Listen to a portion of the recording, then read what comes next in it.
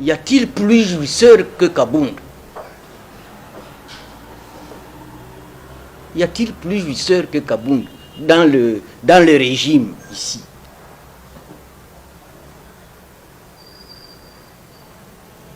Moi, j'ai été élu député en 2006.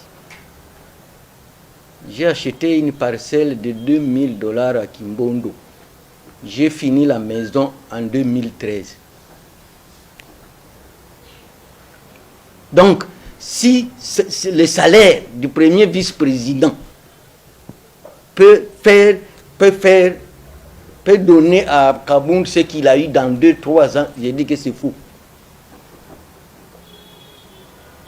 80%, ça doit être venu d'autres cieux et pas de l'argent légal. Donc si on peut parler des jouissances du régime de Félix Tshisekedi, le numéro 1 des jouisseurs, c'est Kabound. Donc si quelqu'un va nous dire qu'il y a un gouvernement des jouisseurs, que quelqu'un d'autre le dise, je le lui interdis. Je le lui interdis. Je vous dis qu'on ne se rase pas à la nuque. Kabound se rase à la nuque alors qu'il n'y a pas un miroir derrière. J'ai demandé à ma grand-mère de donner conseil au président Tshisekedi. Ma grand-mère lui dirait ceci. Excellence, Monsieur le Président de la République, que dans votre entourage, il y ait au moins 80% qui vous entourent des gens expérimentés.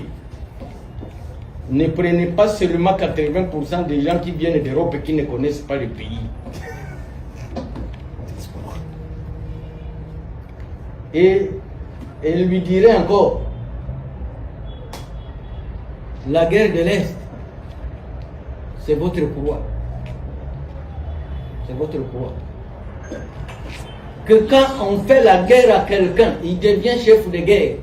Qui veut la paix prépare la guerre. Et je lui dirais encore ceci, ma grand-mère lui dirait encore ceci, que parmi les groupes armés à l'Est, il y a des groupes qui menacent la République, il y a des groupes qui défendent la République.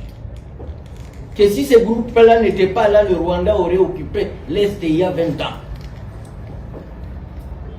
Et que ces groupes-là, loyaux, forment l'ossature ou le socle de notre armée. Quand ils se battent par esprit. Et ils connaissent les milieux. Des fois, quand je dis ça, on me dit c'est très suicidaire. Non.